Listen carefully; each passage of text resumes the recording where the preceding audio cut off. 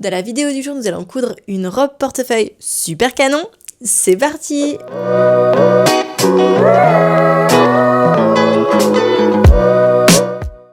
Bonjour à tous! Aujourd'hui, on se retrouve pour le tuto vidéo de la robe Pelagia. C'est un des 3 modèles de la nouvelle collection Seaside et celui-là, je l'ai co-développé avec Wonder Lucy. Celles qui la connaissent reconnaîtront tout de suite les détails qui font partie de l'ADN couture de Lucy. Pelagia, c'est un modèle qui peut se décliner soit en robe, soit en top. Donc c'est une robe portefeuille puisqu'il n'y a pas de zip. Pour l'enfiler, on vient la boutonner. Il y a d'abord un bouton à l'intérieur, puis après les boutons qui sont visibles ici sur le côté.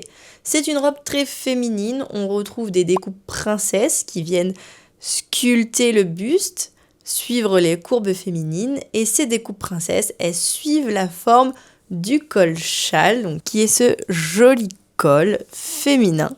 Le buste est assez court et ensuite prolongé par une jupe avec des poches. Ça, c'était une obligation et c'est quand même super pratique. Cette jupe, elle peut être soit courte et simple, soit asymétrique pour un côté plus dramatique et pourquoi pas participer à une cérémonie ou autre, ça va vraiment vous faire une belle robe. Et elle tournera encore mieux que la version simple, puisqu'on est déjà sur une jupe à panneaux avec un beau volume, donc ça vous fera une belle jupe qui tourne. Si vous voulez une version longue, c'est également possible. Les pièces de patron ne sont pas proposées directement en version longue dans le patron, mais toute une page vous explique comment allonger les pièces pour en faire une jupe longue ou tout simplement adapter la longueur à vos souhaits. Revenons un petit peu sur le buste. Vous pourrez coudre une version avec ou sans manches. Et vous pourrez coudre un buste simple ou un buste avec de jolis détails de plis. Ces plis peuvent se décliner sur le devant, à ce niveau-là, 2 petits plis qui en réalité ne sont pas des plis. Ce sont des pinces mais faites à l'envers et le principe est un peu le même au dos. Ce ne sont pas vraiment des plis mais ce sont des coutures anglaises réalisées à l'envers. Plutôt que la couture soit cachée à l'intérieur, on la voit à l'extérieur, ce qui forme cet effet de pli. Donc c'est vraiment plutôt simple à réaliser en plus. Et pour la version avec manches, vous pourrez coudre des manches ballons qui sont montées sur un bracelet de manches sur lesquels on retrouve ces fameux doubles plis. Pour ce qui est des finitions, l'intégralité du buste est doublée, ce qui permet de faire notamment des coutures en fourreau pour la version sans manches, qui fait des finitions nickel. Pareil, la jupe est prise en sandwich entre le buste doublure et le buste extérieur, ce qui fait des belles finitions, ou ce qui fait notre finition pour le bas du top. Et c'est d'ailleurs ces pièces doublure qu'il faut utiliser si vous voulez faire la version simple de la robe. Il vous suffit de couper les pièces doublure, mais pour la partie extérieure, plutôt que les pièces avec les plis intégrés. Pour ce qui est de la version top, c'est la pièce du buste de la robe qu'on utilise. Donc si vous ne faites aucune modification, vous allez vous retrouver avec un crop top. Vraiment très crop. Déjà, ici, ce top est plutôt court et je l'ai rallongé de 5 cm. Donc il faut le prendre en compte, c'est plutôt à porter avec un pantalon ou une jupe, enfin bref, avec un bas très taille haute. Sinon, il faudra vraiment beaucoup l'allonger, ce qui est tout à fait faisable, je vous l'explique dans la suite du tuto, avec moi mon allongement de 5 cm, mais vous pouvez envisager de le faire. Simplement, pensez que ça va changer la nature du vêtement si vous l'allongez de trop, mais c'est totalement faisable. J'ai d'ailleurs repéré une petite inspiration où vraiment il faudrait l'allonger d'une 30aine de centimètres, on partirait plus sur un effet veste croisée et tout, mais je pense qu'il y a vraiment moyen d'exploiter ce patron et ces jolis détails pour en faire différentes pièces du dressing. Au niveau des tissus, vous pouvez balayer une plage assez large de tissus pour la version top. Pour la version robe, je vous conseille quand même d'être sur de la fluidité pour avoir une robe bien dansante. Si vous allez sur des tissus qui ont vraiment beaucoup de tenue, la jupe va vraiment avoir beaucoup de volume, mais ça peut être joli aussi. N'allez pas plus épais que du coton avec de la tenue quoi, pour la version jupe. Ici, on est sur un coton texturé qui j'aurais pas tenté en robe, mais pour le buste, c'est parfait. Pour le buste, vous pouvez même imaginer une version en jean ou autre. Avoir de la tenue n'est pas du tout problématique, mais sinon, de la viscose, du lin. Lucy a fait une très belle version en rami. tous les tissus qui fonctionneraient pour une petite robe qui tourne fonctionneront bien. Par contre, pensez bien, dans le livret, je vous parle de doublure, mais de toute façon, c'est précisé juste à côté. C'est pour vous donner un ordre d'idée des métrages, des pièces à couper. Mais vous verrez, il y a un seul métrage que je vous donne. Je vous donne pas de métrage pour la doublure, puisqu'en fait, ici, moi, j'ai doublé entièrement dans le même tissu, parce que ce qu'on voit ici, c'est la doublure. Pour le col châle, au même titre qu'un col tailleur ou autre, c'est la doublure qu'on voit, ou la parmenture, si dans les vêtements qui ne sont pas entièrement doublés, qu'on verrait. Donc en gros, vous auriez que le dos et ici les côtés qui seront à faire dans d'autres tissus. Donc si jamais vous êtes ric-rac, qu'il vous manque juste quelques centimètres, voilà, vous pouvez prendre un autre tissu pour ces pièces-là, mais sinon je vous conseille de doubler dans le même tissu. Donc ce patron, il est dispo du 32 au 52, comme d'habitude en PDF, pochette, PDF plus A0, c'est-à-dire que vous avez le format numérique, mais je vous envoie à domicile ou en point relais la planche A0, où vous n'aurez plus qu'à couper dedans. Et vous pourrez acheter ce patron seul, ou alors avec les autres patrons de la collection Seaside, soit en duo ou en trio, et bien sûr vous avez une petite remise si vous prenez un lot de patrons. Eh bien je crois que je vous ai tout dit sur Pelagia, on va pouvoir commencer la couture. Pour la version top, comme c'est indiqué dans le livret, à moins que vous vouliez vraiment un crop, je vous conseille d'allonger les pièces. Donc pour rester sur un haut qui est crop, je vous conseille quand même d'allonger de 2-3 cm, voire plus si vous savez que vous avez un très long buste. Et si vous voulez être plutôt sur un haut qui restera court, qui sera porté avec un pantalon de taille moyenne à haute, vous pouvez rallonger de 5-6 cm. Par contre, si vous dépassez les 3 cm, je vous conseille aussi de venir corriger le côté. Donc je vais vous montrer comment faire ça, et donc il faut qu'on fasse ça sur toutes les pièces qui sont devant vous, sauf ces deux-là si bien sûr vous faites la version simple sans les plis, mais sinon il faut faire sur toutes les pièces du buste où il y a la ligne allongée raccourcir, la ligne de stature. J'en profite d'ailleurs pour vous montrer, parce que je reçois parfois des messages. Donc comme vous le savez, mes patrons, on les assemble bord à bord sans redécouper les pièces, et donc parfois il y a des choses dans les marges d'impression. Généralement, je fais en sorte qu'il n'y ait rien d'important, et s'il y a quelque chose entre guillemets d'important, c'est que c'est pas vital. Par exemple, ici, on se doute bien que la ligne elle reste droite à ce niveau-là, qu'elle va pas faire je sais pas quoi. Et en soi, j'aurais pu imprimer le petit bout de page, mais je voyais pas l'intérêt. Ici, dans le coin, il manquait aussi, mais pareil, les lignes sont droites. Et là, idem pour la pince. J'essaye d'éviter qu'il y ait les pointes des pinces qui se retrouvent dedans, mais vous voyez, ici, simplement en retraçant, en prolongeant les lignes, on retrouve tout de suite la pointe de la pince, parce que n'y a pas de raison que notre ligne fasse je ne sais quoi, elle se prolonge. Donc si vous êtes confronté à ça, il vous suffit de prolonger la ligne. Donc je vais vous montrer comment on fait l'ajustement stature. Je vais vous montrer sur cette pièce-ci, comme ça ce sera fait et vous n'aurez plus qu'à faire la même chose sur les autres.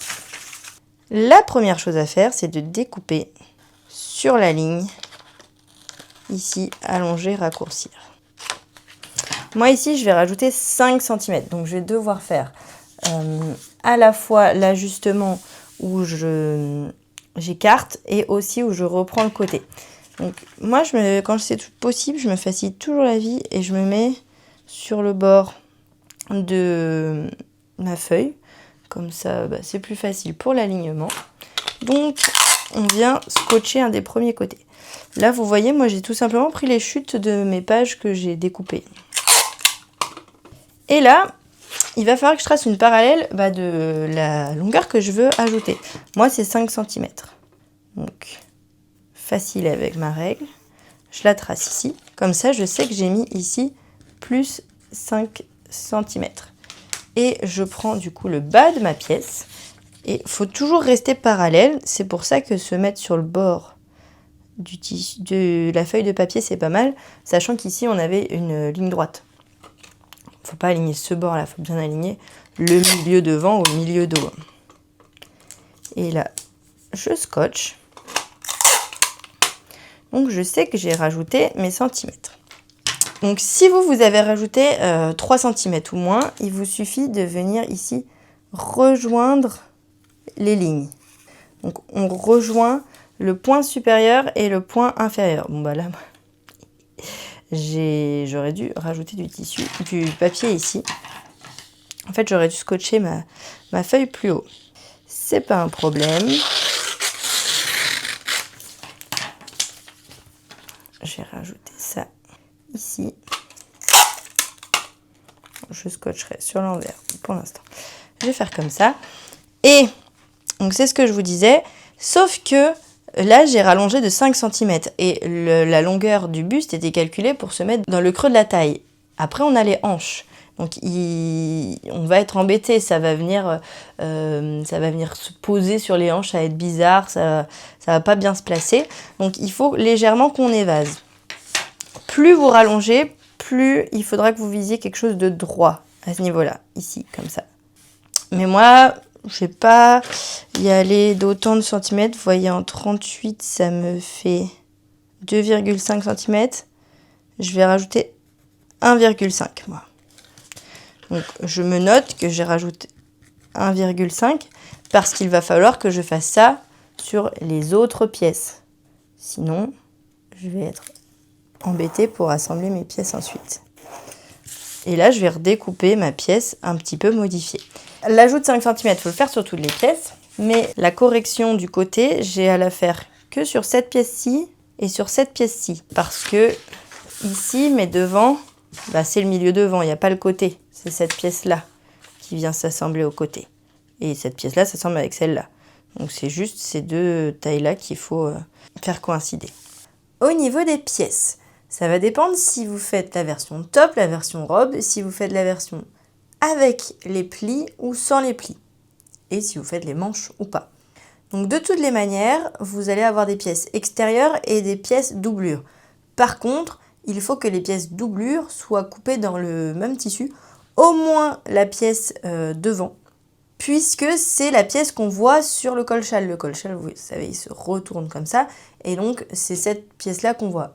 Si vous voulez comparer avec une veste, c'est la parmenture de la veste qu'on voit. Donc pour vous donner un ordre d'idée. Chaque devant va se construire en deux parties. Il y aura une partie devant et une partie côté devant. Donc celle-ci, la pièce est la même pour la doublure et l'extérieur. Donc vous pouvez la couper x4. Donc 2 fois pour l'extérieur en miroir et 2 fois pour l'intérieur en miroir. Et la partie milieu devant, il y a deux possibilités. Soit vous faites la version plissée et donc la pièce est un peu plus grande. Il faudra que vous pensiez bien à reporter les tracés des pinces. Ici, on va faire des pinces. C'est ce qui va nous permettre de former des plis. Ne vous inquiétez pas, vous allez voir tout à l'heure. Et il vous faudra la pièce doublure qui, elle, est plus simple. Les formes se ressemblent, mais ce n'est pas 100% la même pièce. Et si jamais vous ne voulez pas les plis à l'extérieur, c'est cette pièce qu'il faut couper également pour l'extérieur. Au niveau du dos, pour le dos doublure, c'est une seule pièce. Il vous faudra penser à reporter la pince ici. Et si vous ne faites pas les plis dans le dos, c'est également ces pièces-là qu'il faut utiliser pour couper le dos extérieur. Donc la pièce qui s'appelle doublure, vous l'utilisez 4 fois parce que on va venir faire une couture au niveau du milieu dos ici. Et si vous faites le dos avec les plis, votre dos est alors en 3 parties. Vous avez le bas dos, le milieu dos et le haut dos. Et donc il vous faudra couper ces pièces 2 fois en miroir pour pouvoir faire les 2 côtés du dos. Pour ma part, moi je fais la version top et sans manches, donc mes pièces ça s'arrête là. Si vous cousez les manches, il vous faudra également 2 pièces manches coupées en symétrique et surfiler les côtés. Et il vous faudra 2 bracelets de manches qu'il faut thermocoller sur l'envers uniquement sur la partie basse. Il y a marqué thermocoller ici. Si vous faites la jupe, vous avez 8 pièces pour la jupe, donc 4 pièces coupées en miroir. Il y a le centre devant qu'il faut thermocoller sur la partie patte de boutonnage et bien découper en bas et marquer l'écran en haut et en bas. Et on surfile uniquement le côté qui est coupé en biais ici. Donc toutes ces pièces-là, on les manipule doucement puisque tout est coupé en biais, sinon vous allez venir déformer vos pièces. Pareil, je vous conseille de poser les pièces à plat quand vous les avez coupées plutôt que sur le dossier d'une chaise ou autre. Ensuite, il y a la pièce jupe côté devant. Donc la pièce numéro 9. Moi, elle est plus longue ici puisque je fais la version asymétrique, sinon elle ressemble à ça. Et on ne surfile qu'un seul côté. On surfile le côté qui a le repère en forme arrondi, celui qui a l'écran d'ouverture de poche. Si vous faites les poches, ne surfilez pas. Si vous ne cousez pas les poches, vous pouvez déjà les surfiler. Ici, j'ai la pièce 11 qui est la pièce côté dos, donc qui a elle aussi l'écran sur les côtés pour venir mettre la poche, mais là vous pouvez surfiler. Et c'est celle qui a le petit V. Donc je vous conseille de bien marquer les V et les formes arrondies. Ce sera pour assembler les pièces. On saura que les V vont avec les V, les ronds vont avec les ronds. Et finalement, il reste la pièce 10, qui est la pièce centre-dos. Donc qui, elle, va s'assembler au niveau du milieu dos. Et elle viendra ici s'assembler avec la pièce côté dos, avec le repère en forme de V. Et si vous cousez les poches, il vous faudra 4 sacs de poche. Donc coupez 2 à 2 en miroir. Si vous voulez, vous pouvez déjà marquer le tracé ici, sinon on verra ça tout à l'heure. Nous allons devoir thermocoller quelques pièces, pas forcément entièrement, mais je vais vous montrer. Toutes les zones sont repérées sur les patrons. Donc là, sur la pièce de patron, vous avez thermocollé cette zone, et bien vous pouvez découper ou décalquer la zone à thermocoller, couper votre thermocollant et l'appliquer. Donc c'est l'équivalent de la parmenture qui serait thermocollée. Idem pour le devant. Il y a cette zone-là qui est thermocollée. Donc pas toute la pièce, juste cette zone-là. Et attention, là c'est bien uniquement les pièces doublures. Si vous utilisez les pièces doublures pour coudre l'extérieur du vêtement parce que vous ne faites pas les plis, vous ne thermocollez pas. Il y a à chaque fois une seule des pièces. Donc il y a le dos doublure qui va être thermocollé, le devant doublure qui va être thermocollé, mais pas les parties extérieures. Et dernière chose avant d'attaquer la couture, il va falloir, en tout cas pour la version sans manches, venir renforcer les entournures ici, donc les emmanchures sans manches, pour éviter qu'elles ne se déforment. Bon, là dans mon tissu, je pense que ça ne se serait pas déformé, mais si vous utilisez un tissu plus fluide, vu que c'est bien coupé dans le biais, au fur et à mesure des manipulations, on ne s'en rend pas compte, on déforme notre tissu, et en fait au moment d'enfiler notre robe ou notre top, ça baille à moitié au niveau des entournures, souvent c'est que le tissu s'est déformé. Donc, on vient poser du droit fil thermocollant, ça va éviter que ça ne se déforme. Donc le droit fil thermocollant, ça se présente comme ça par exemple, c'est des rouleaux. Si vous n'en avez pas, vous pouvez couper des bandes de 1 cm de large, ça fonctionne aussi. Donc je vais vous montrer comment la poser. Donc on le pose au niveau des entournures sur la pièce côté devant et aussi sur le dos. La première chose, on vérifie la stabilité dimensionnelle de notre entournure. Car aussi vite vous avez déjà déformé votre entournure et venir fixer quelque chose de déformé, c'est pas ce qu'on veut. Donc là, de mon côté, c'est bon. Donc on manipule ces pièces avec précaution. Moi, je me positionne comme ça. Il faut que vous soyez à l'aise, il faut que vous soyez dans une bonne position. Vous mettez la pièce correctement face à vous. Et on va devoir aussi un petit peu cranter. Donc à vous de voir si vous préférez commencer là ou là. Peu importe, le tout c'est d'être à l'aise. Donc on le pose ici dans la marge de couture et on vient poser ça comme du thermocollant en fait. On presse et moi je vais faire des petits crans pour être capable de bien suivre ma courbe. Quand la courbe est légère, il n'y a pas besoin de cranter. Logiquement, c'est suffisamment souple pour suivre la courbe. Là, la courbe n'est pas légère. Et nous, on ne veut pas tirer au point de mettre des tensions et de déformer notre entournure parce que le but, c'est de stabiliser. Je vous laisse regarder les gestes que je fais. On essaye de faire le moins de plis possible. Après, si vous en faites des tout petits, la catastrophe, c'est dans la marge de couture. Et donc on presse, on presse, on presse. Et là, de toute manière, avant d'avoir cousu, avec des formes comme ça coupées partout en biais, on y va mollo avec le fer à repasser et au maximum on presse, on ne fait pas de gestes comme ça, parce que là c'est un coup à déformer toutes vos pièces. Nous allons commencer par former les plis sur le buste, d'abord sur le devant, puis sur le dos. Donc si vous faites les bustes simples, vous pouvez passer à la suite. Donc on va prendre nos devants. Pour ma part, j'ai repéré les pinces sur l'envers. Mais là, on va faire des pinces à l'envers. D'habitude, les pinces, on les pique comme ça et après le surplus, il est plaqué sur l'envers. Sauf que nous, on veut que le surplus il soit sur l'endroit. Donc, le plus simple, c'est de tracer la pince sur l'endroit. Donc, vous pouvez le faire, soit avec un stylo effaçable ou une craie, sauf si vous avez peur que votre tissu se tache. Moi, je vois un petit peu par transparence et surtout, je vais repérer la pointe de mes pinces. Bon, je vous conseille de faire une pince puis une autre. On va se placer comme ça. Moi, j'ai cranté ici, donc je vais savoir. Et surtout que je vois moi mes lignes en fait en transparence. Donc, si votre tissu n'est pas du tout transparent, il est peut-être préférable de tracer sur l'endroit, comme je le dis dans le livret. Ici, par transparence et surtout en reliant mes lignes, j'ai retracé le tracé de la pince et je vous conseille de piquer comme ça. Donc, comme ça, hein, on ne change pas les habitudes, on pique de la base de la pince vers la pointe, mais je vous conseille de piquer avec le haut, donc la petite partie face à vous, parce qu'une machine a toujours un point plus joli sur l'endroit que sur l'envers, donc comme ça on verra la piqûre ici sur l'endroit. Et à défaut de coudre une pince normale, on va ici mettre un point de 3 mm de long, comme une surpiqûre, parce que la piqûre va être visible. Et donc on utilise aussi un fil de la bonne couleur, enfin, ou contrastant, mais ce fil va être visible ici, la pince va être visible. Et on ne fait pas de point d'arrêt à la fin, je vais vous montrer comment je fais. Donc voilà ce que vous obtenez à ce stade-ci. Donc là, il y a les fils qui dépassent, et on va vouloir faire rentrer les fils à l'intérieur. Donc, ce qu'on peut faire, c'est tirer sur les fils avec une épingle tout simplement. Là, j'ai de la chance, c'est les deux qui sont venus d'un coup. Je vous remontre, je me glisse dans mon dernier point. Et là, j'ai qu'un fil qui est venu. Je continue de tirer. Je vois la boucle de mon deuxième fil. Et voilà. Et là, j'ai plus qu'à faire des doubles nœuds. Et à couper à, là, comme d'habitude, 1 à 2 cm de la pointe du fil.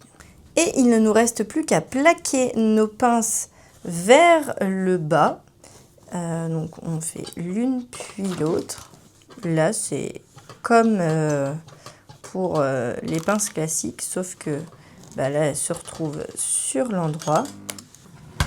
Et en plus, bon, ça va être doublé, mais sur l'envers, ça nous fait quelque chose de très propre. Donc là, pas de panique, vous vous dites, mais non, mes mains, c'est fait bizarre, on voit ici.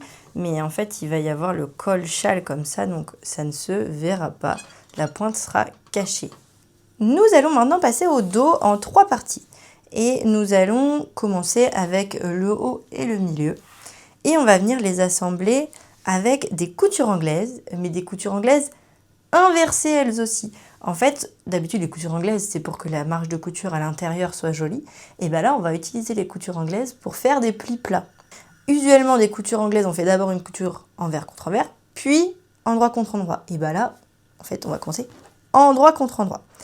Et là, pour savoir comment aligner vos pièces, vous avez dû reporter d'écran sur chacune des pièces. Et tout simplement, vous alignez l'écran et de toute manière, vous allez voir que les formes des pièces s'emboîtent bien. Peut-être quand vous avez découpé, vous vous êtes dit, mais mince, pourquoi ils ont des formes bizarres, les pièces comme ça? Vous comprenez maintenant. On aligne. Et là, on va faire une première piqûre à 5 mm du bord. Pas plus, puisqu'en fait, on en fera une autre après à 1 cm. Mais là, on vient assembler, donc on pique ici à 5 mm du bord. Une fois qu'on a piqué, on va venir ouvrir comme ça, histoire de mettre proprement le tissu à ce niveau-là. J'écrase comme ça. Et là, on va venir positionner nos tissus envers contre envers en pliant parfaitement le long de la piqûre qu'on vient de faire. Moi, je redonne un coup de fer dans cette config-là. Et on va maintenant piquer à 1 cm du bord. Donc, comme tout à l'heure, moi, j'ai piqué comme ça à 1 cm du bord. Parce que ici, la piqûre se verra, c'est l'endroit. Les plis sont couchés vers le bas. Donc, je pique ici avec un point de 3 mm de long. Et une fois que c'est piqué, on va simplement ouvrir ici pour positionner notre pli vers le bas et marquer au fer.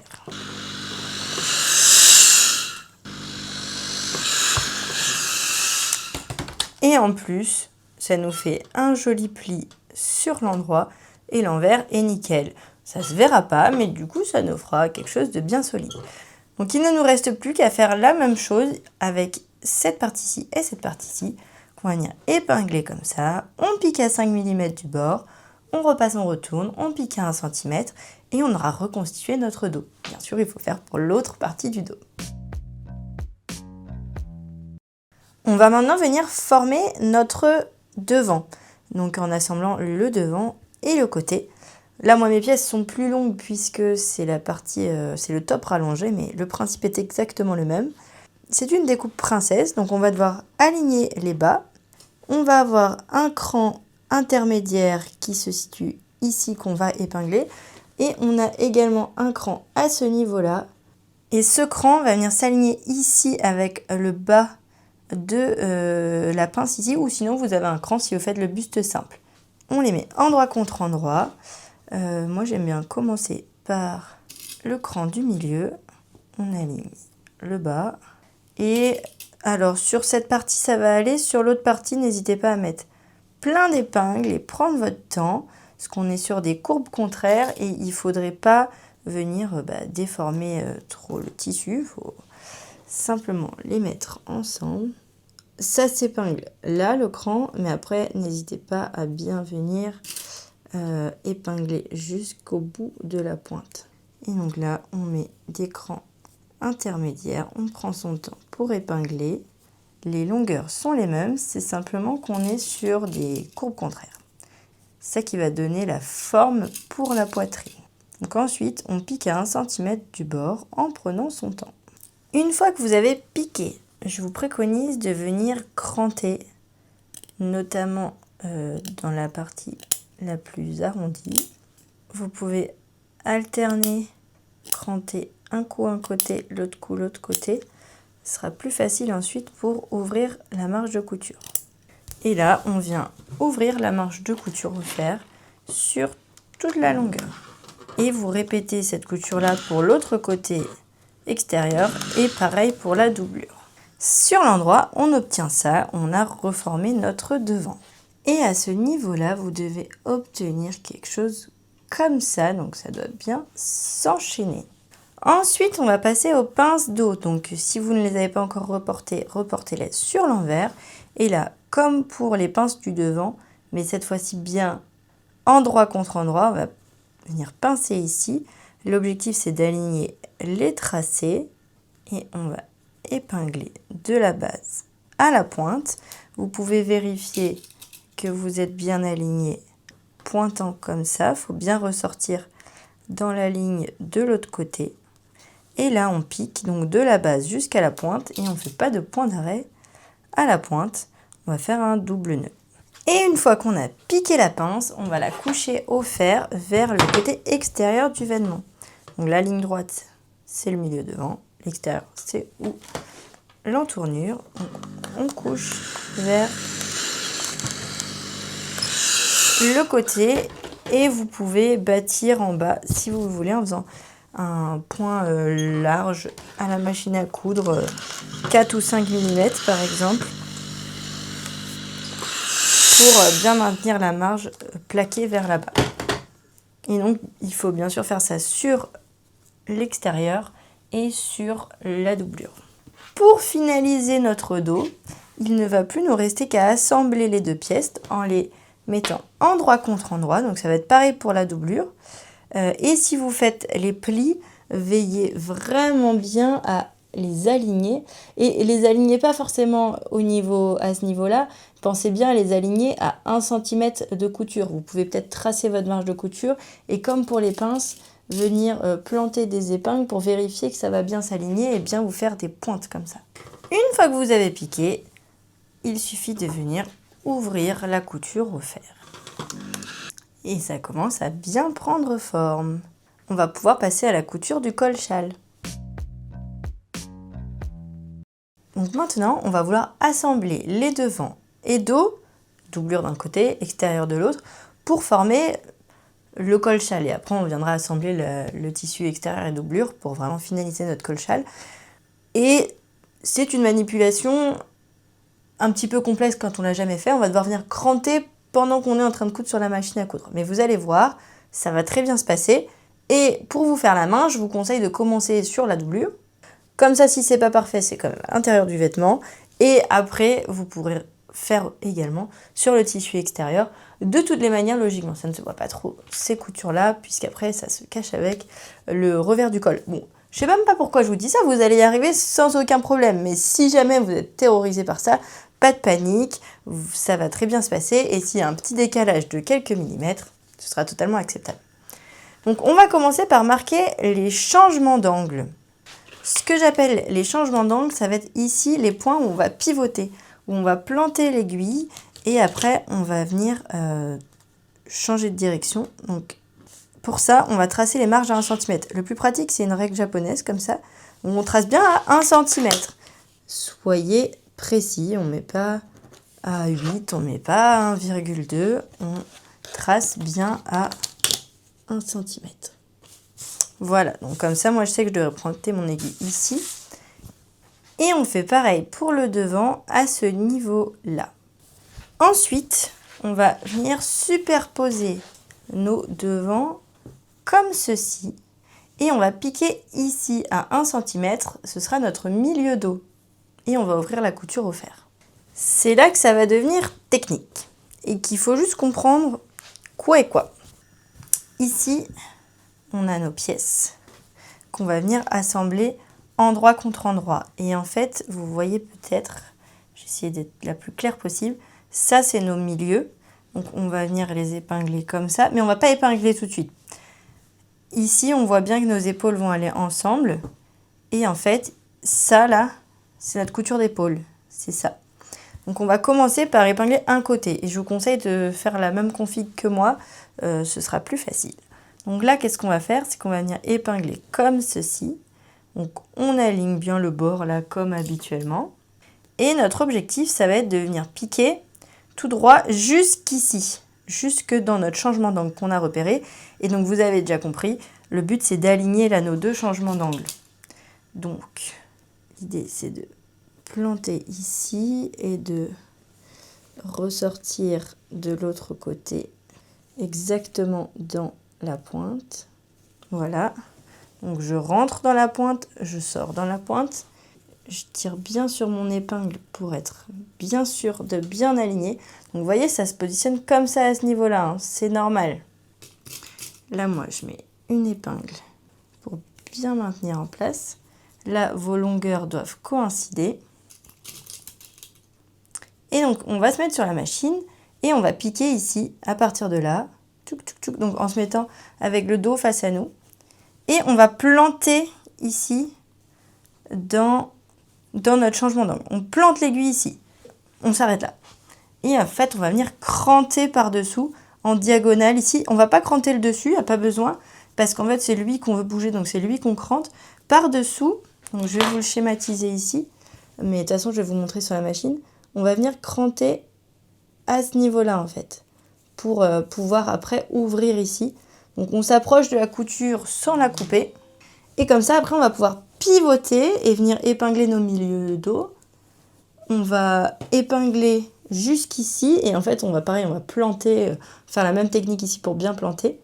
Et on va garder l'aiguille plantée et on viendra pareil, cranter ici et on pourra épingler notre deuxième épaule. Tout simplement, le seul truc, c'est de bien cranter et pas cranter trop loin. À la rigueur, ne crantez pas trop et vous pourrez après un petit peu reprendre si besoin.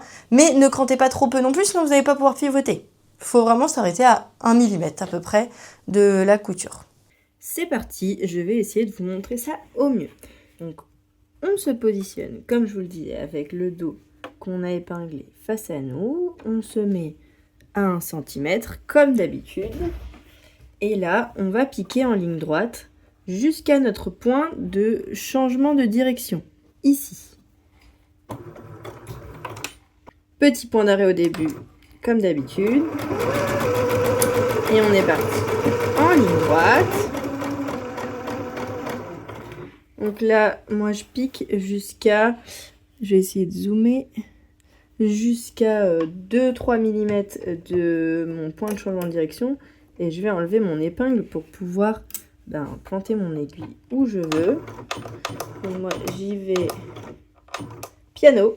Et là, il faut vraiment être planté dedans.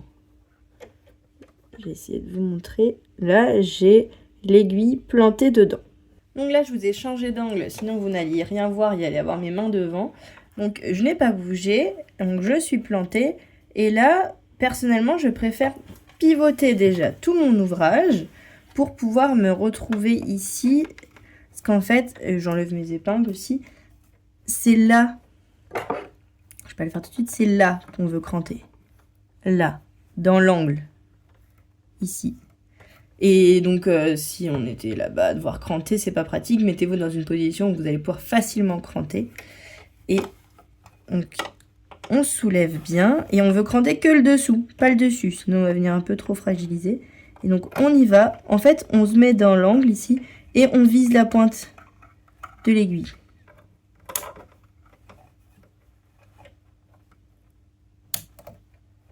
Et on s'approche à 1 millimètre, dirons-nous.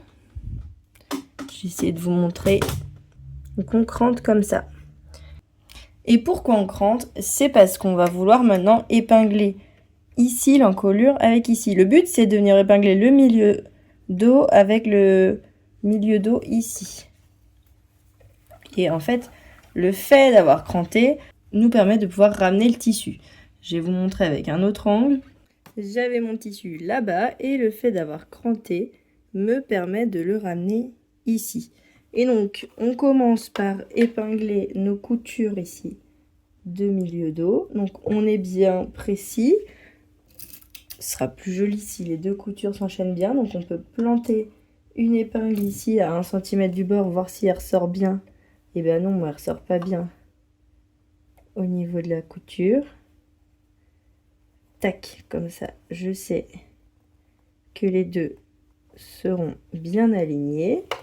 Et on va aussi faire en sorte, à nouveau, de venir aligner ici nos points de changement de direction en plantant une aiguille. Bon, moi, sur la partie thermocollée, il faut y aller un petit peu à l'œil. Sur l'autre, j'arrive à voir par transparence. Et une fois qu'on est bien dedans, on fait la même manip que tout à l'heure. On approche bien les tissus. Et là, on va mettre quelques épingles, comme tout à l'heure du coup. Pour pouvoir correctement piquer. Donc là, avant de démarrer, vous voyez là je suis pas du tout bien. Hein. L'idée, c'est de pouvoir mettre les tissus bord à bord. Et de toute façon, le fait d'avoir tracé à ce niveau-là, ça nous permet de savoir dans quelle direction repartir à coudre. On n'a pas de doute. Ce qu'on a tracé, il va bien falloir qu'on reparte à piquer dans cet axe-là. Et donc là, on met bien le tissu bord à bord. Et moi, j'ai glissé ma main. Moi, je glisse ma main par-dessous ici, entre les deux épaisseurs. Et comme ça, je vérifie bien, j'aplatis bien le tissu, je peux le guider. Et là, avant de partir, je suis sûre que j'ai pas de pli. Vous allez bien le voir, de toute façon, si vous avez un pli, vous allez tout de suite le sentir. Et ça, juste en manipulant les tissus comme ça avec vos doigts, ça va se dégager. Et là, on pique à 1 cm du bord jusqu'à la prochaine couture. Comme tout à l'heure, on s'arrête aiguille plantée dans le tissu au niveau du marquage qu'on avait fait. On enlève les différentes épingles qu'on avait mises pour stabiliser notre tissu, sinon on ne va pas pouvoir cranter ni retourner. Et là, moi, je continue, je pivote dans ce sens pour voir ce que je fais. Je prends ma paire de ciseaux, je soulève bien mon tissu du haut pour pouvoir cranter le dessous. Et je glisse ma paire comme ça.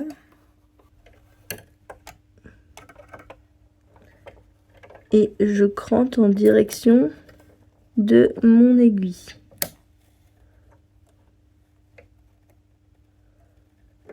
Et ensuite, je peux pivoter mon tissu. Et naturellement, ils viennent se mettre bord à bord ici.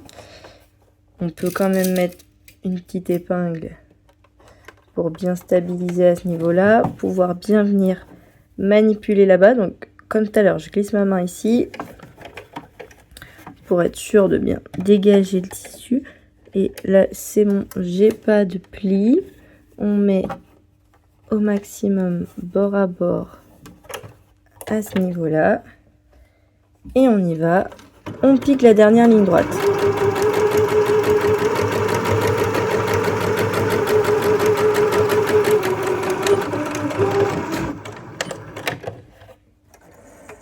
Une fois qu'on a piqué, vous devez obtenir ça de ce côté-là et quelque chose comme ça de l'autre côté. Donc c'est tout à fait normal et vous comprenez bien pourquoi on était obligé de cranter.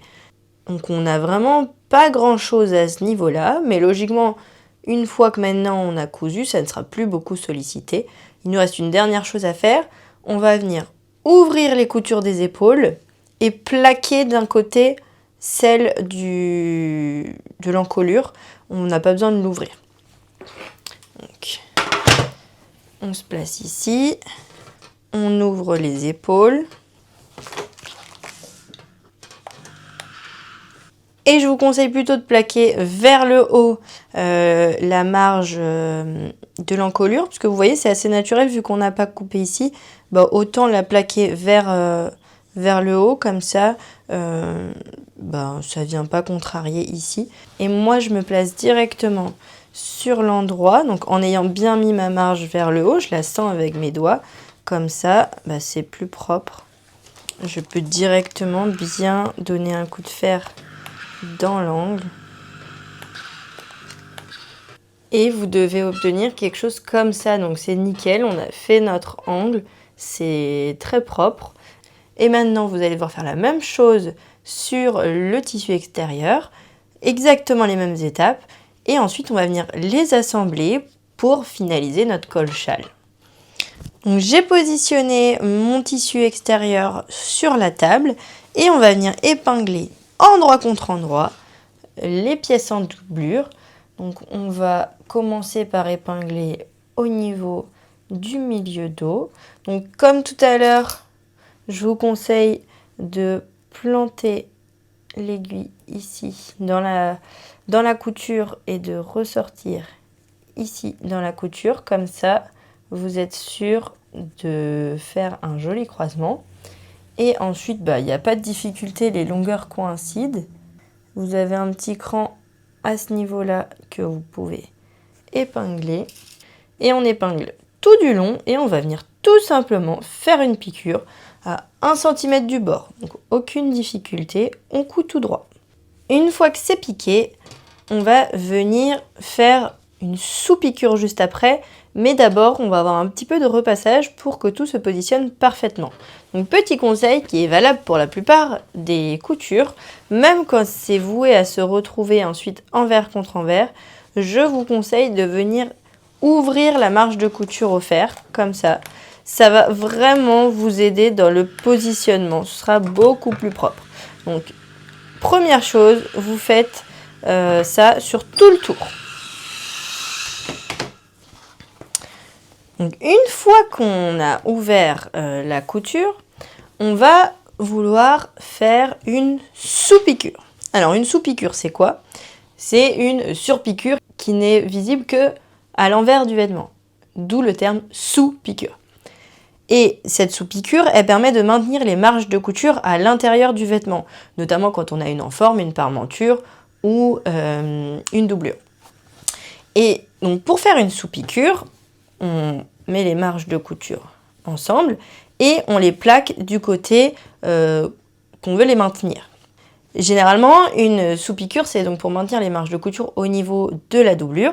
Et donc, on plaque les marges de couture côté doublure. On va piquer avec l'endroit de la doublure face à nous à 2-3 mm de la précédente couture, ce qui va permettre de maintenir les marges de couture. Sauf que, ici, comme je vous l'ai mentionné plus tôt, pour un col châle, donc mon endroit est ici, pour un col châle qui va se positionner comme ça, ici c'est la doublure qu'on voit. Donc si on fait notre sous-piqûre sur la doublure, on la verra. Bon, si vous aimez les surpiqûres, ça peut être un choix, mais c'est pas le but. Et surtout, le fait de changer de sens à notre sous-piqûre, ça va vraiment aider au placement du col et à la cassure. Donc il faut repérer le petit cran en forme de T que vous aviez peut-être déjà marqué sur les patrons. Moi, je l'avais marqué ici. Et on va cranter. Donc on crante les deux épaisseurs. Et on crante vraiment assez proche de la couture.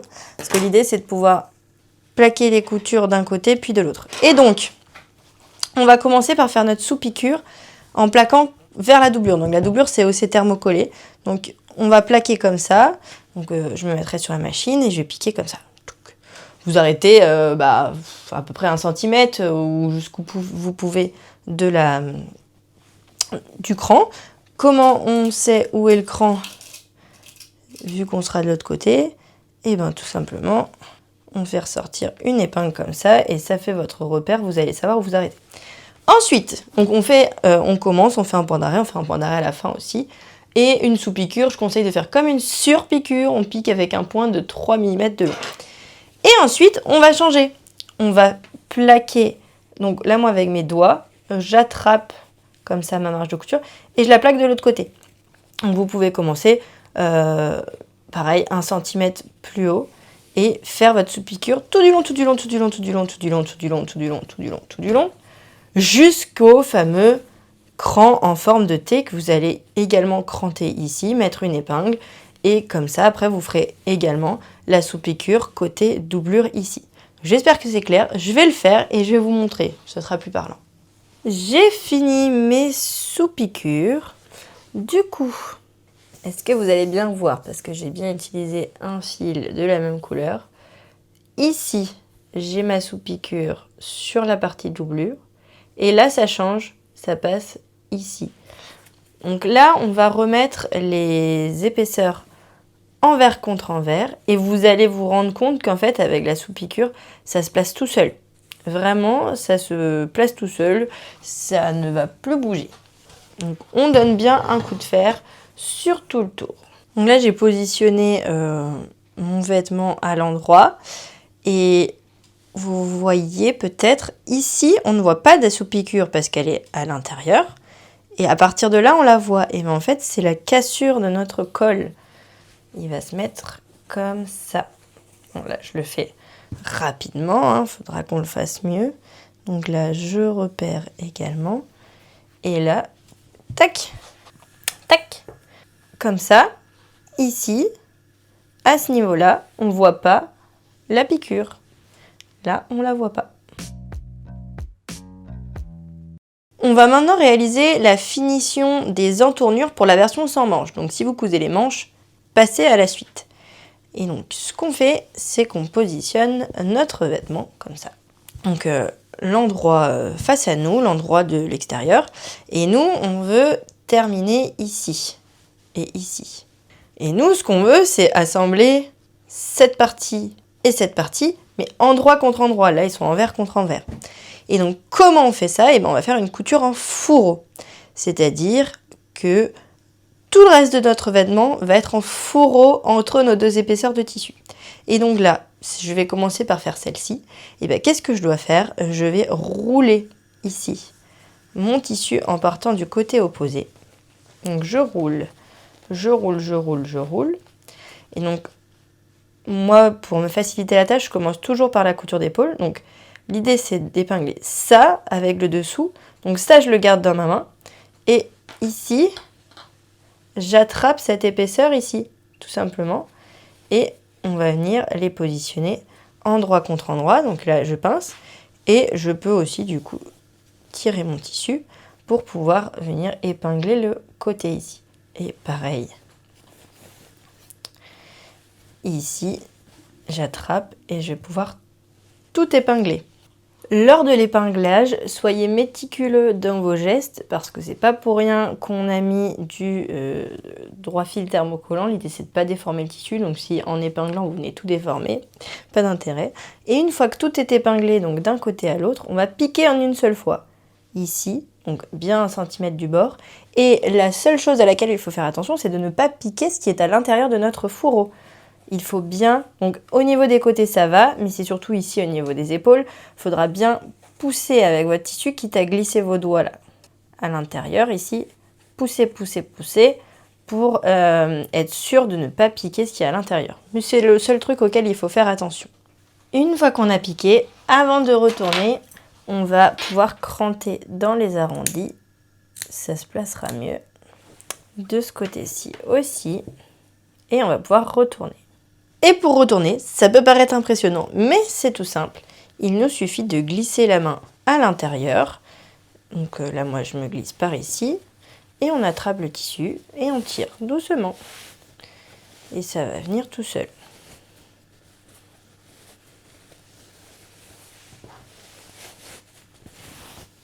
Tac! Et voilà, on a notre entournure qui est terminée. Alors là, bien sûr, il faut mettre un bon coup de fer, hein, parce que sinon, ça ne le fait pas. Et bien sûr, vous avez bien veillé à mettre vos plis vers le bas. Donc moi, personnellement, je préfère faire les deux entournures et après me mettre sur mon fer et faire un bon coup de fer des deux côtés. Et donc là, moi, je fais la même chose pour l'autre côté. Je me repositionne. Moi, je préfère toujours mettre le côté que je veux faire vers le haut. Et là, on roule. On roule, on roule, on roule, on roule, on roule, on roule, on roule, on roule. Donc c'est ça, avec ça qu'on veut épingler. Donc je garde ça dans ma main, j'attrape l'autre côté par-dessous. Je viens bien les épingler. Je ressors ici pour pouvoir épingler à ce niveau-là. Et je ressors aussi ici pour pouvoir épingler à ce niveau-là. Et on fait la même manière. Donc, et comme je vous le disais, ensuite prenez bien votre temps pour repasser les entournures. Donc bien mettre le tissu envers contre envers. Bien tout repasser sans étirer le tissu, sans le déformer. On va maintenant passer aux coutures de côté. La méthode va être différente si vous cousez la version sans manche ou avec manche. Donc je vais déjà vous montrer pour la version sans manche. Donc nous, on va vouloir assembler les côtés ici. Mais on a déjà formé nos entournures. Et bien tout simplement, ce qu'on va faire, c'est qu'on va placer... Donc là, c'est l'endroit de mon tissu, l'endroit du tissu extérieur. Je vais venir comme ça, mettre endroit contre endroit. Donc je vais épingler, c'est parti. Ça, on a l'habitude, c'est l'endroit du dos et l'endroit du devant. Mais en fait, vous voyez, on va pouvoir aussi épingler d'un coup l'extérieur et la doublure. On va bien aligner ici au niveau du dessous de bras. Deux options s'offrent à vous. Soit vous ouvrez les deux marges de couture et vous mettez bien en droit l'une en face de l'autre. Ou sinon, vous en placez une d'un côté et l'autre de l'autre. Et donc, vous les mettez bien l'une contre l'autre. Et on va piquer à 1 cm du bord. Et comme ça, on aura fait notre finition de doublure et notre finition d'extérieur en une seule fois. Et on fait pareil pour l'autre côté. Une fois la couture réalisée, on n'a plus qu'à ouvrir les marges de couture au fer. Et on va pouvoir retourner sur l'endroit pour donner un dernier coup de fer pour que tout se positionne bien. Donc là, repositionne envers contre envers.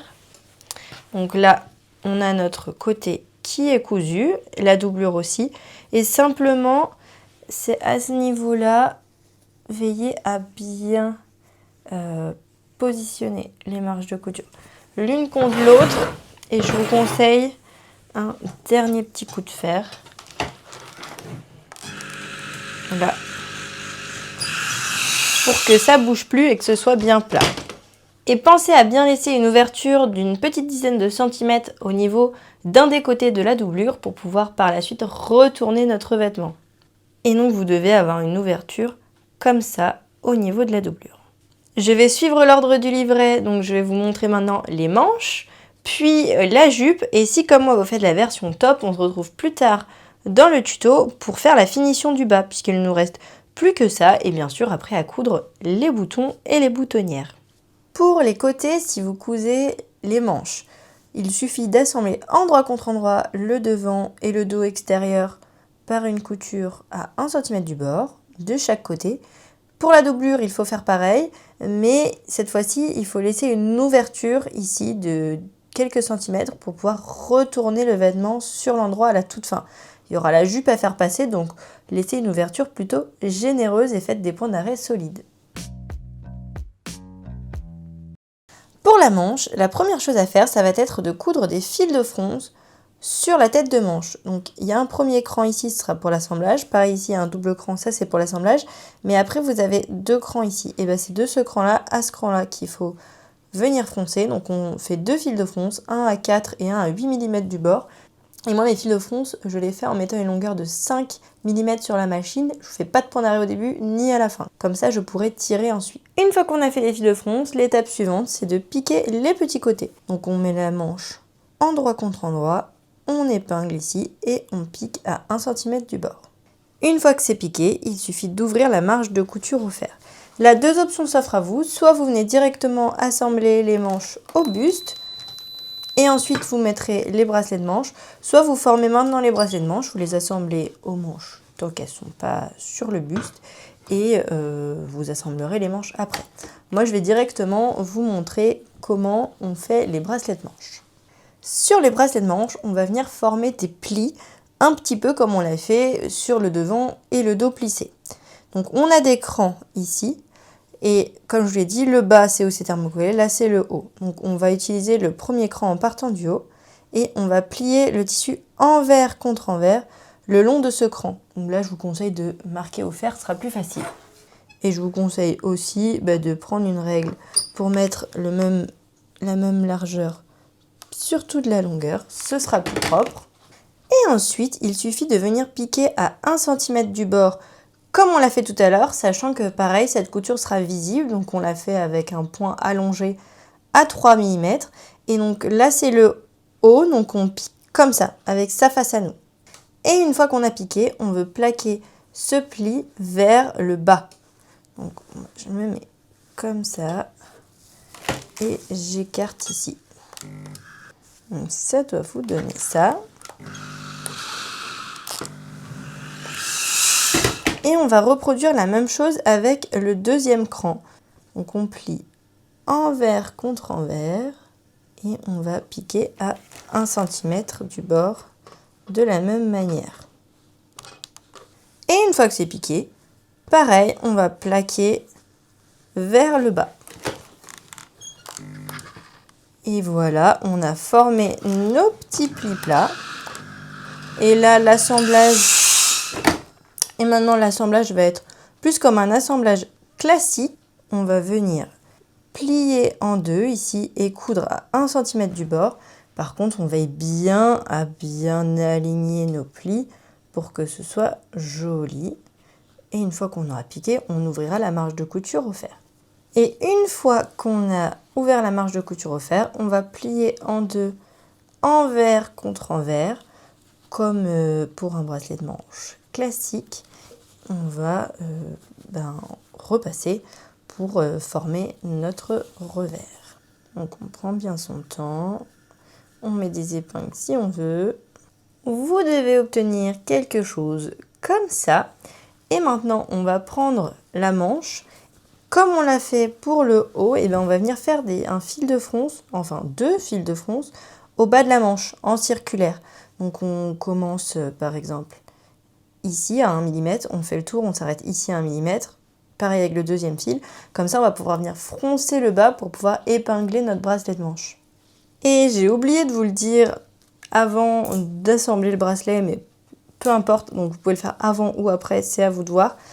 Il faut qu'on marque un rempli de 9 mm à ce niveau-là sur le bracelet, ce qui viendra nous aider tout à l'heure pour l'assemblage à la manche. Donc soit vous le faites avant d'assembler le petit côté tant que c'est à plat, soit vous pouvez le faire maintenant si comme moi vous avez oublié.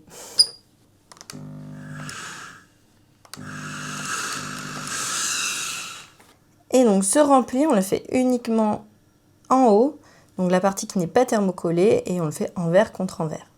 Une fois qu'on l'a fait, on va pouvoir épingler le bracelet à la manche. Et donc là, on va vouloir épingler la partie thermocollée, donc le bas qui est thermocollé sur lequel on n'a pas fait le rempli sur la manche.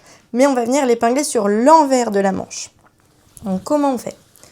Moi, je me mets sur l'envers ici et je vais venir du coup épingler l'endroit de mon bracelet contre l'envers de ma manche et je vais commencer par aligner les dessous de bras, c'est plus facile. Si vous ne l'avez pas fait, vous pouvez venir faire un cran ici à ce niveau-là pour marquer la moitié du bracelet. Et pareil sur la manche c'est déjà marqué, si vous avez bien suivi le cran. Ensuite, on va vouloir épingler. Sauf que, on n'a pas froncé pour rien, la longueur est beaucoup trop longue. On va devoir tirer sur nos fils de fronce pour froncer le tissu pour que les longueurs coïncident. Donc moi je commence par un côté, j'attrape les deux fils du même côté et je tire. Je tire un peu et je regarde si ma longueur coïncide. Là je vais même déjà épingler ici et comme ça après j'ai plus qu'à tirer ici pour faire coïncider mes longueurs. Donc là c'est bon, mes longueurs coïncident. Par contre c'est pas du tout bon, mes fronces sont pas correctement réparties. Il faut les répartir harmonieusement tout le long du bracelet, sinon ça va vous faire quelque chose d'un petit peu bizarre. Donc ensuite on met quelques épingles et on fait pareil de l'autre côté. Et une fois que vous l'avez fait, vous pouvez piquer à 1 cm du bord. Une fois que c'est piqué, on va plaquer la marge de couture côté bracelet de manche. On le fait sur tout le tour. Et donc là, on se remet sur l'endroit. Et grâce aux 2 plis qu'on a marqués au fer, donc le pli qui marque ici le bas du bracelet et le rempli qu'on a fait ici, on va plus avoir qu'à positionner comme ça le bord plié de notre bracelet et après à faire une surpiqûre. Donc où est-ce qu'on se positionne? Tout à l'heure on a piqué à 1 cm et là on a fait un pli de 9, donc on va pouvoir dépasser d'1 millimètre. On épingle et on fait ça sur tout le tour. On dépasse d'1 millimètre et on épingle. Et après, on va donc faire une surpiqûre à 1 ou 2 mm du bord qui va nous permettre de venir terminer et maintenir notre bracelet en place.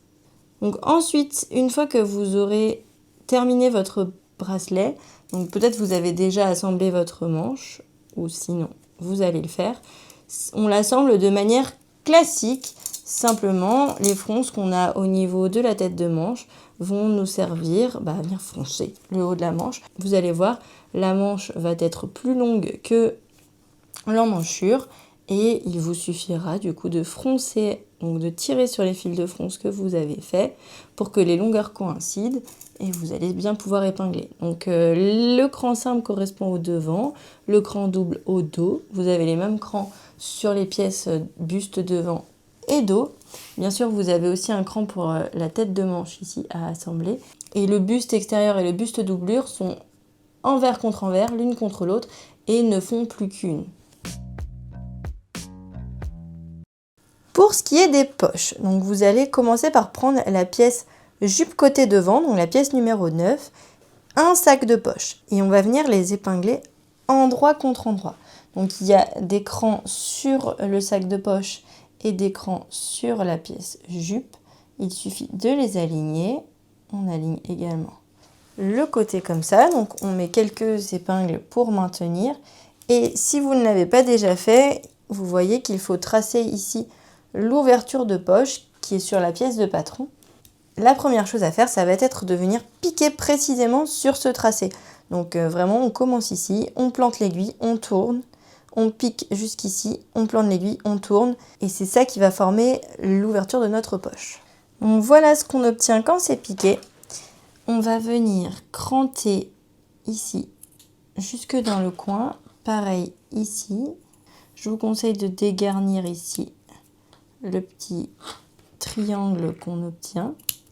Et là, avant de repasser et de retourner, je vous conseille de venir surfiler ici. Si votre tissu s'effiloche beaucoup, c'est mieux de surfiler cette toute petite partie. Donc vraiment, vous poussez le tout et vous surfilez que ça.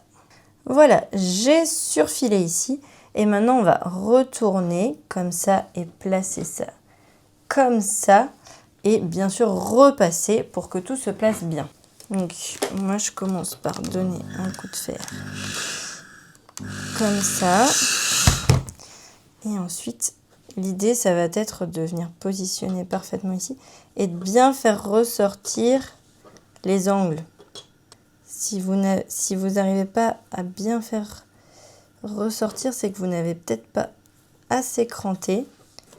Donc je repasse bien et je vous montre.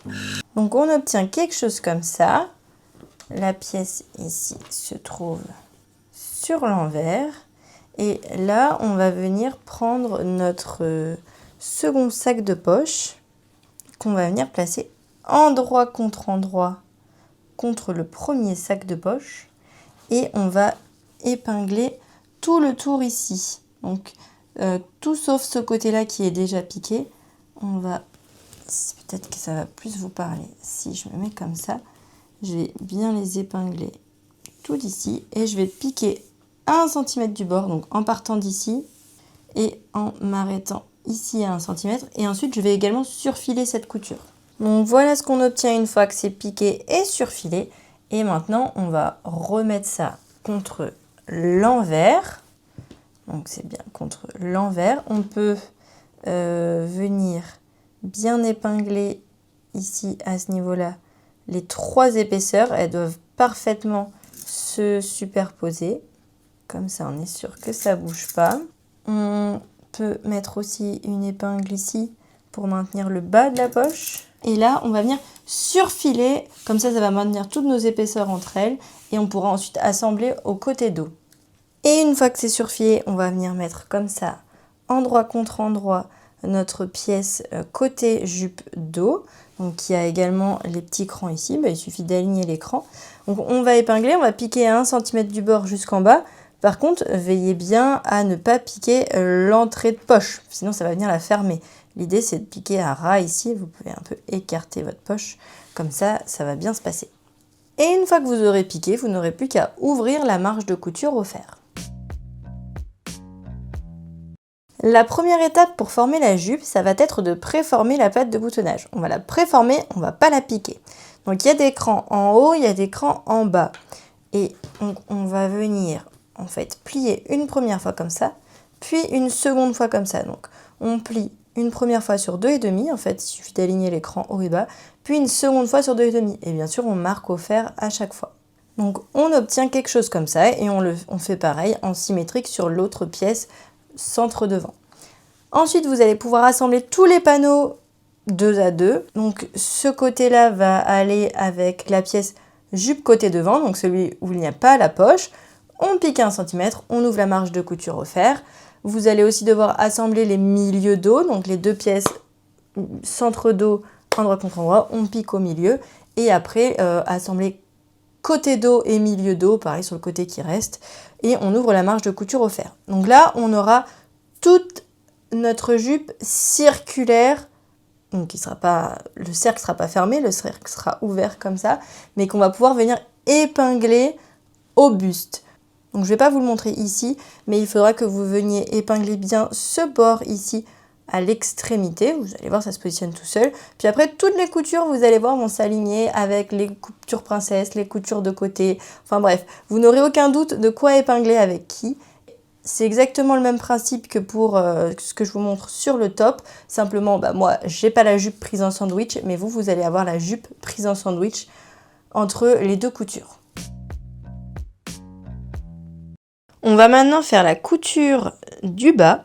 C'est exactement la même méthode qu'on ait la jupe ou pas. Et donc là, on retourne comme ceci. On va mettre le bas en fait, envers contre envers.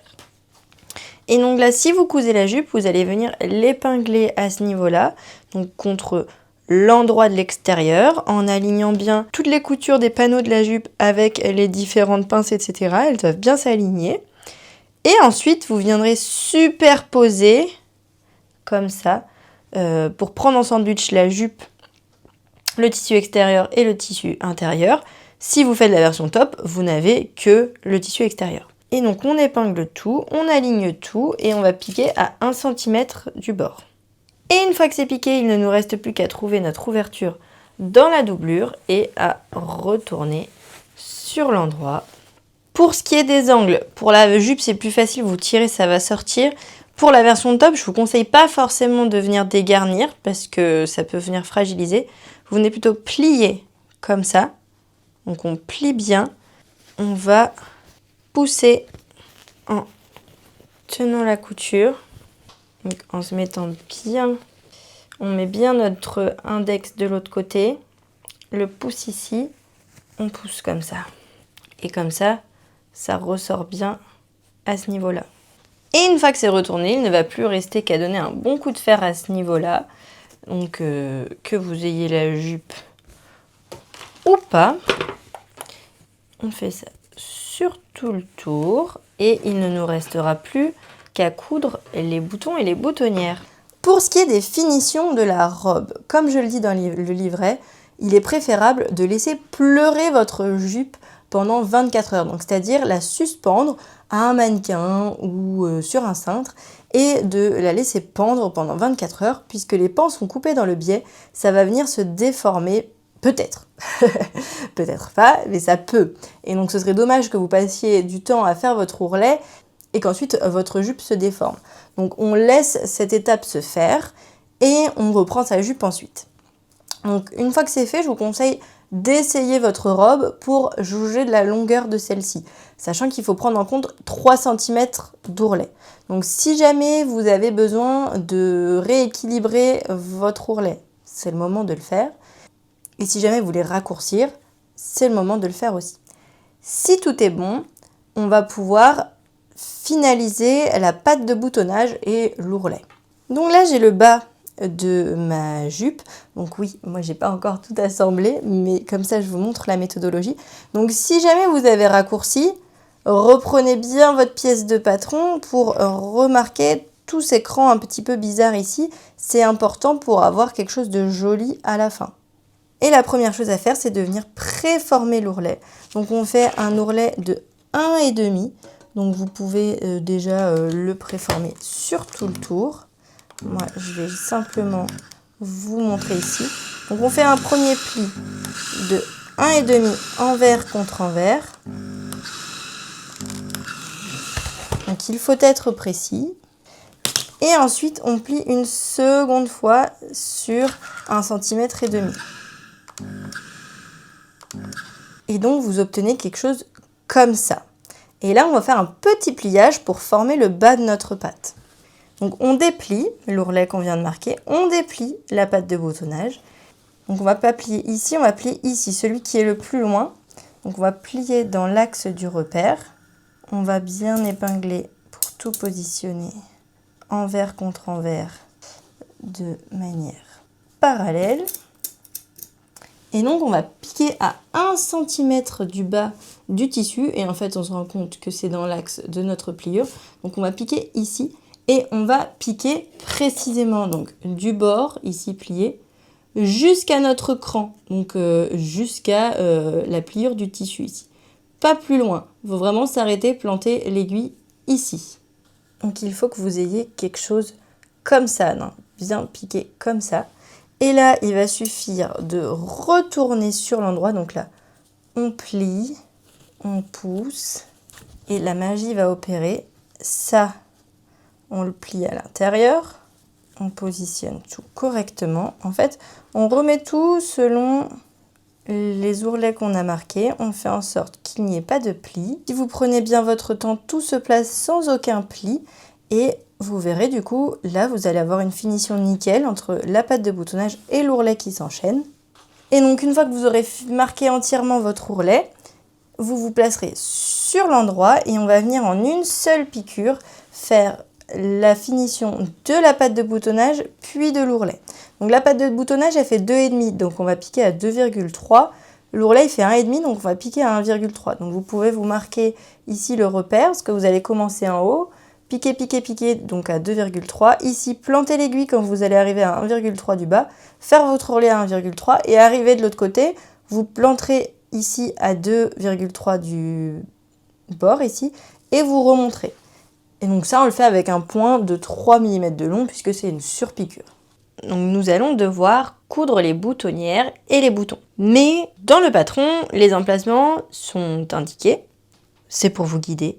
Mais je pense que ce qui doit déterminer votre choix, c'est l'essayage sur vous.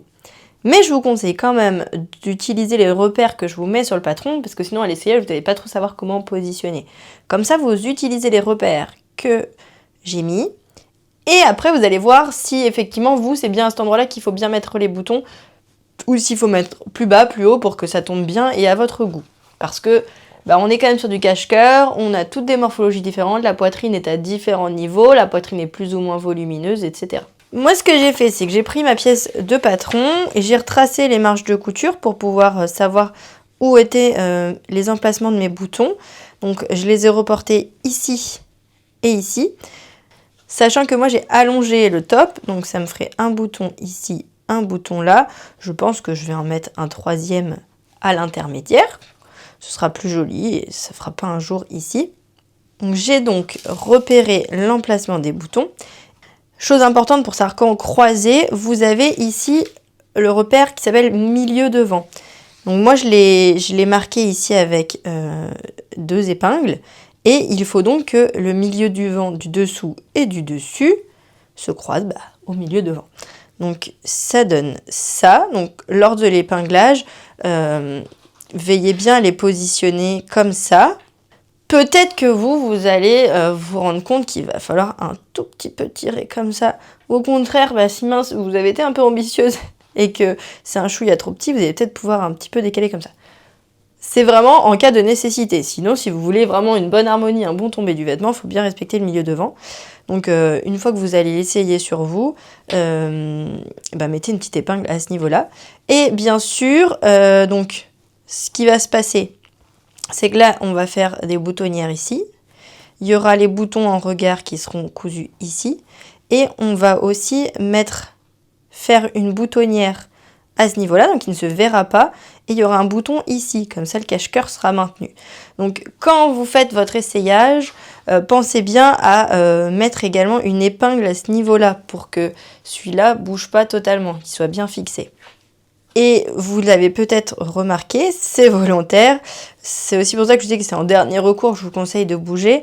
C'est que lorsque vous alignez bien les milieux devant, et bien ici, ça se voit pas beaucoup moi avec mon tissu, voilà, c'est que le bord ici se superpose à la couture princesse ici.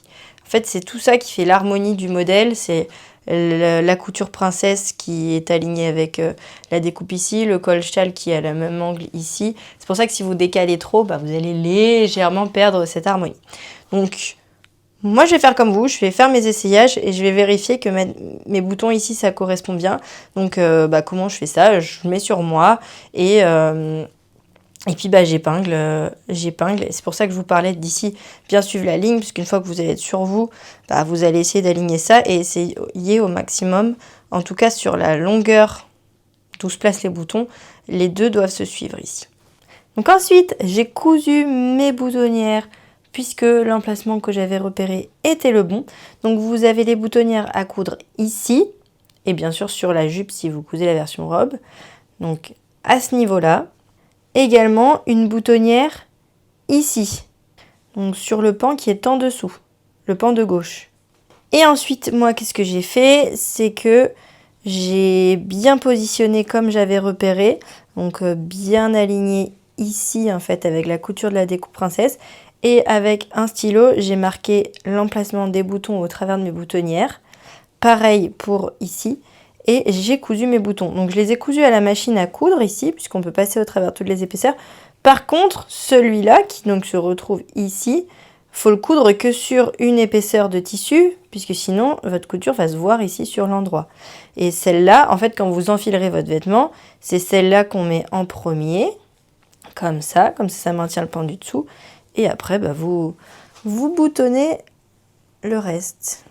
Il ne vous restera plus qu'à refermer l'ouverture dans la doublure et vous aurez terminé votre Pelagia. Seaside 3 modèles, un seul désir, exprimer ce que je veux dire.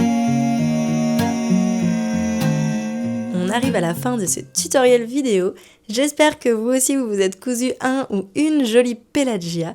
Si c'est le cas, n'hésitez pas à nous taguer Lucie et moi sur les réseaux. On se fera un plaisir de repartager votre création. Si ce tutoriel vous a aidé, pensez à mettre un petit pouce ou un petit commentaire. Ça nous aide toujours et ça me booste moi à continuer de vous proposer des tutos vidéo. Et sur ce, en attendant la prochaine vidéo, je vous souhaite une bonne journée et une bonne couture.